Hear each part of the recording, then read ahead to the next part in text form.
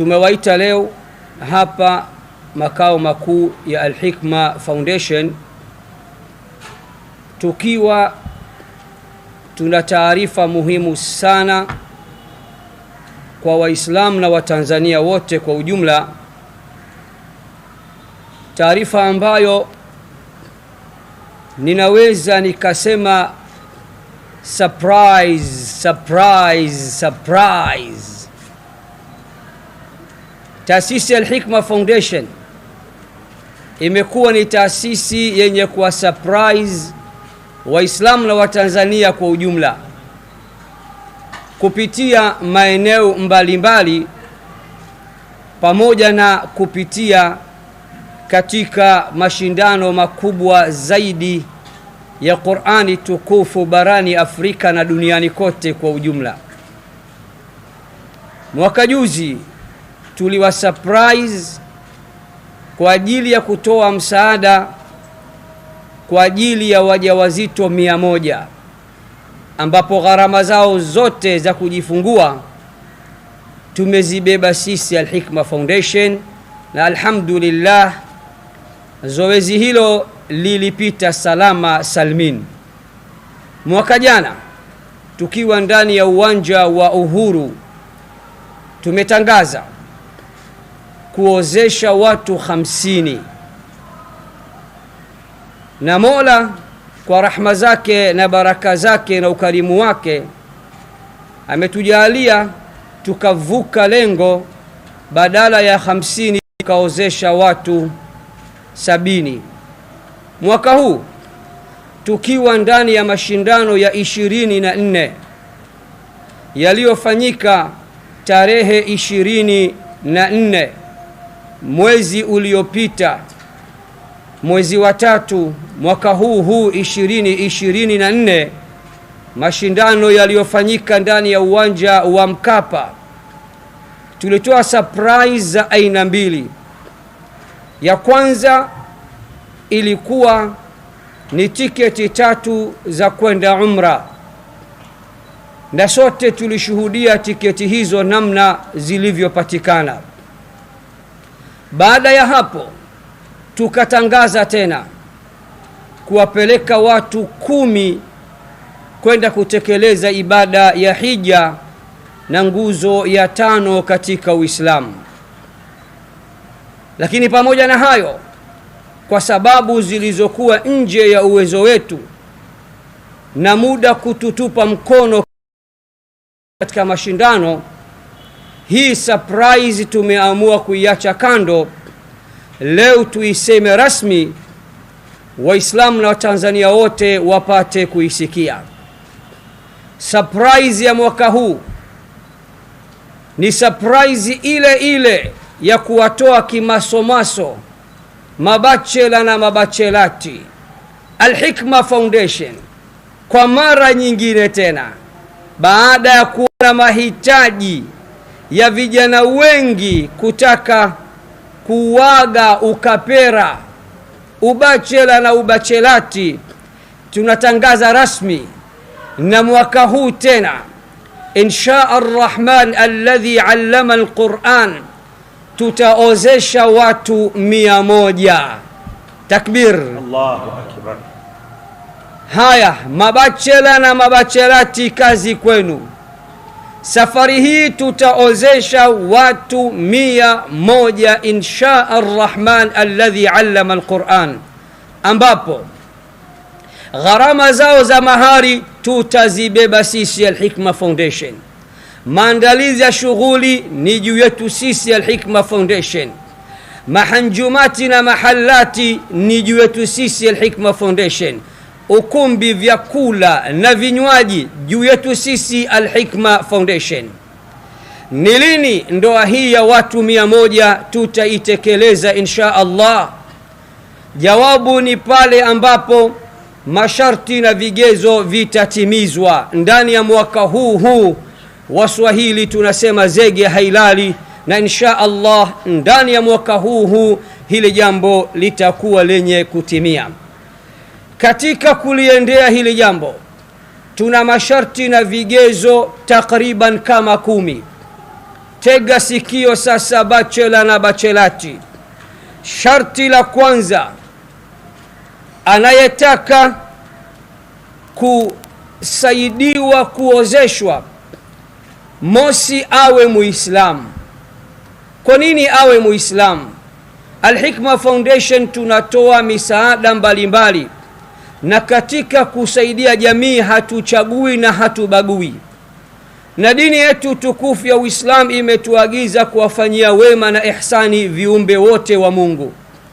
Lakini suala la ndoa ni suala la kiibada, ndio maana tukawalenga zaidi Waislamu. Jambo hili kwa namna moja ama nyingine, Al-Hikma Foundation tuko kama Watanzania wenzetu. Hivyo basi, sharti la kwanza awe Muislamu. Sharti la pili awe Mtanzania. Sharti la tatu awe bachela, hasa asiwe na mke. Kwa nini asiwe na mke? Anayetaka kuongeza mke wa pili au wa tatu au wa nne, huyo hana shida sana kama yule asiyekuwa na mke kabisa. Kwa hivyo yule anayeongeza ni yule ambaye mahitaji yake yamevuka, ama yule anayetaka asiye nacho kabisa au asiyekuwa na mke, huyo hasa ndiye tunayemlenga. Sharti la tatu, asiwe na mke, awe bachela wa kiume au bachelati wa kike. Sharti la nne, awe amekwisha posa na kukubaliwa. Vijana wengi wa Kitanzania wanaonyesha nia ya kutaka kuwaga ukapera, ya kutaka kutimiza nusu ya dini, wanaposa, wanakubaliwa. Mziki unaanza kuwa mzito na mnene pale ambapo wanaanza kudaiwa mahari. Vijana maskini wa Mungu wanaingia mitini, na ndio maana tukasema tunaotaka kuwalenga hasa ni wale ambao tangia awali wameonyesha nia, wameonyesha dhamira, wamejipanga na hilo muda mrefu, wamekwisha posa na kukubaliwa posa. Na hatuwalengi wale ambao wamesikia tangazo langu ndipo walipoanza kukurupuka. Hao watatupa tabu na watawapa tabu watoto wa watu, maana ndoa zao zinaweza zisidumu. Kwa hivyo sharti la nne, awe amekwisha posa na kukubaliwa. Sharti la tano, awe amejaza fomu ya maombi. Tuna fomu ya maombi inapatikana hapa Al-Hikma Foundation. Sharti la sita, awe amefanya usaili na amefaulu. Hatuwezi kumkubali kila mtu. Mwaka jana miongoni mwa waliotujia kulikuwa na watu akili zao hazikuwa sawa. Sasa sisi hatuwezi kujitosa kichwa hakiko sawa. Kwa lazima akishachukua fomu afanyiwe usaili, tumtazame, tuzungumze naye, tuangalie alivyo. Ama sharti la saba, awe tayari jijini Dar es Salaam, jiji la gharama. Sharti la nane, athibitishwe na imamu wa eneo lake. Sharti la tisa, wali wa huyo binti anayetaka kumwoa aridhie masharti yote hayo. Sio wali anakomaa anasema ndoa ifungishwe. Sio wali anakomaa anasema ndoa lazima ije ifungishwe hapa kwetu Kigoma. Wali lazima akubaliane na masharti hayo. Wali wako akikataa, basi umekwisha toka ndani ya taratibu hizi. Ama sharti la 10 na la mwisho, kijana ambaye Al-Hikma Foundation iko tayari kumsaidia na kumwozesha na kumlipia mahari, lazima awe ana asbabi ya riziki. Nini maana ya asbabi ya riziki? Awe ana chanzo cha kujipatia riziki, ambaye kinachomshinda ni mahari tu, lakini shilingi 2-3 alhamdulillah Mola anamwezesha, anaweza akamlisha na akamnywesha mtoto wa watu, kwa sababu bwana mtume sallallahu alayhi wasallam ametuambia man istata'a minkumul ba'ata falyatazawwaj, mwenye uwezo katika nyinyi, uwezo wa kumudu suala zima la kulisha na kuvisha mtoto wa watu, basi na aoe. Wale ambao hawajajipanga, hawana kibarua, hawana kazi, hawana chanzo cha kupata riziki, hao hatuwalengi. Hao watakuwa ni wazee wa jazba, wamekurupuka kwa tangazo la Al-Hikma na hawana nia ya kuwatangia hapo awali. Baada ya kusema hayo, huu sasa ni muda wa kujitokeza kwa wingi na tuwe wa kweli, waadilifu, waaminifu, tuache ujanja katika kuliendea jambo hilo. Baada ya kusema hayo, naomba kuwasilisha kwa niaba ya Al-Hikma Foundation, na washukuru sana ndugu waandishi wa habari kwa kunisikiliza, na nawaomba kwa heshima na taadhima ujumbe huu ufike kwa Watanzania wote ikiwezekana siku hii ya leo.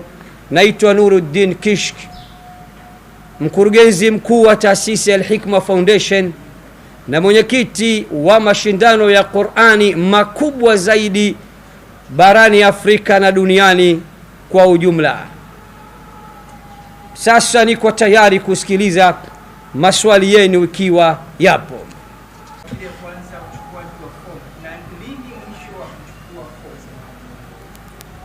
Naam. Dirisha rasmi tunalifungua siku ya Jumatatu ijayo. Leo ni tarehe 1. Mola akipenda Jumatatu ijayo ni tarehe 8. Wiki yote hii tunaacha tangazo hili lisambae kwa watu wengi. Tarehe 8 mwezi huu wa 4 mwaka huu 2024 ndio rasmi dirisha litafunguliwa kuanzia saa 4 asubuhi hadi saa 7 mchana. Zoezi hili litaendelea kwa muda wa wiki 2. Kwa maana hiyo tarehe 8 hadi tarehe 22 mwezi huu wa 4 dirisha tutakuwa wenye kulifunga. Naam.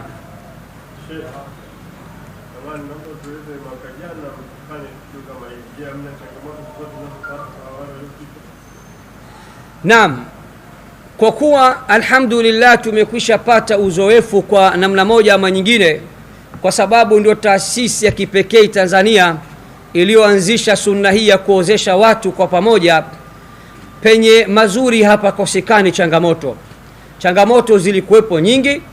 Mmoja wapo, mawali wanakubali kwamba ndoa hii kafungishwa Dar es Salaam.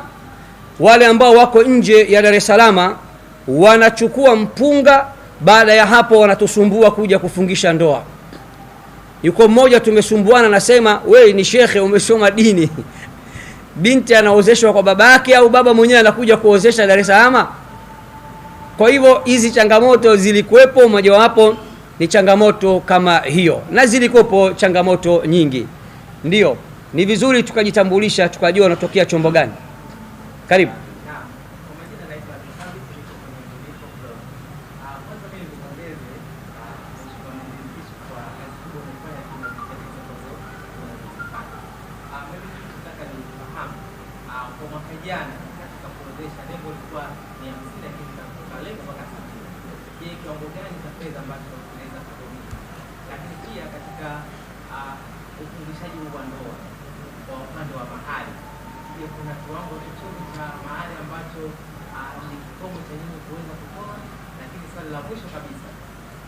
Umeweza kuzungumzia moja ya sifa awe Muislamu, lakini pale kama ana uhitaji unaweza mkamsaidia kwa namna moja ama nyingine ili aweze kushiriki hiyo ndoa.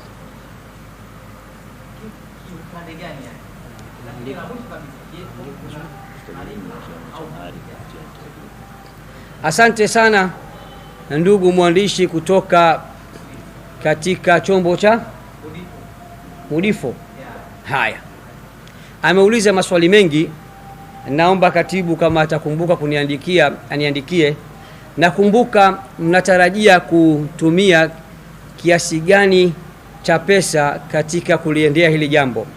Jawabu ni kwamba ni mapema kulisema hilo, kwa sababu uzoefu unaonyesha mwaka jana tulivyopangilia sivyo ambavyo ilivyokuwa, na hatujui mwaka huu itakuwaje, lakini tunaamini huenda kukawa kuna mabadiliko kutokana na vile tulivyopanga. Kiwango cha mahari tulichokipanga kwa kila kijana, hilo pia tungeliomba liwe chini ya kapeti, kwa sababu ya kuepusha usumbufu kwa namna moja ama nyingine. Nasema moja tu katika usumbufu ambao unaweza kutokea, nikitaja labda ni kiwango fulani, alafu akatokea mtoto mmoja wa mjini, yeye anadaiwa nusu yake, anaweza akataja kiwango kile kile muda wa kuwa amekisikia hicho ndo kiwango kilichopangwa. Naam, ili mradi kwamba sisi tuko tayari kutimiza ndoto ya vijana 100. Hayo hatuyaangalii insha Allah. Kwa nini awe wanaoozeshwa wao waislamu watupu? Nimesema ya kuwa katika kusaidia Uislamu haujatuagiza kuchagua wala kubagua, isipokuwa kuna misaada mingine automatically inakuwa ni misaada ya kidini, misaada ya kiimani. Kwa mfano suala la ndoa. Suala la ndoa ni suala la ibada, ni sunna miongoni mwa sunna za mtume wetu Muhammad sallallahu alaihi wasallam. Lakini kama hilo halitoshi, ndoa ni nusu ya dini kwa mujibu wa Uislamu.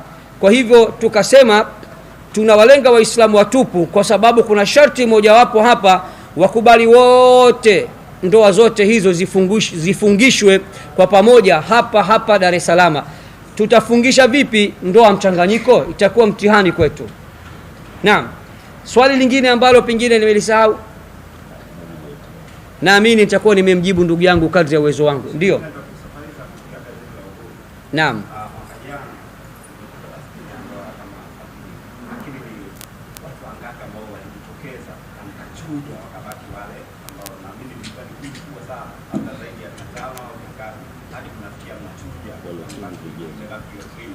Lakini jambo la pili, ndoa nyingi zinapitika kwa sasa.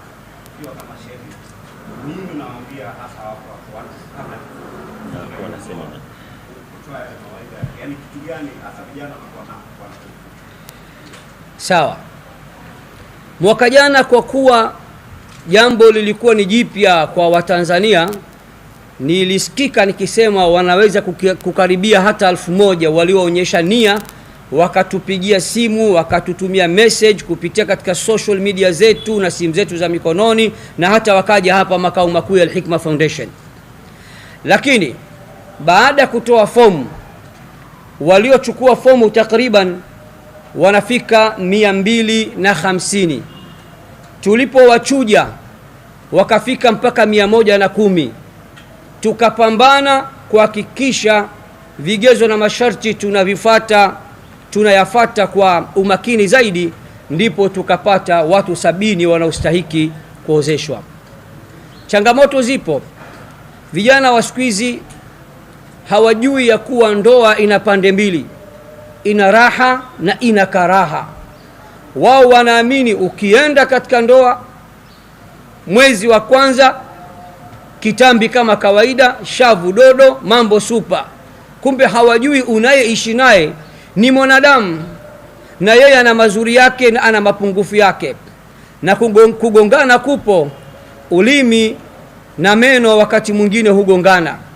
Kwa changamoto zipo.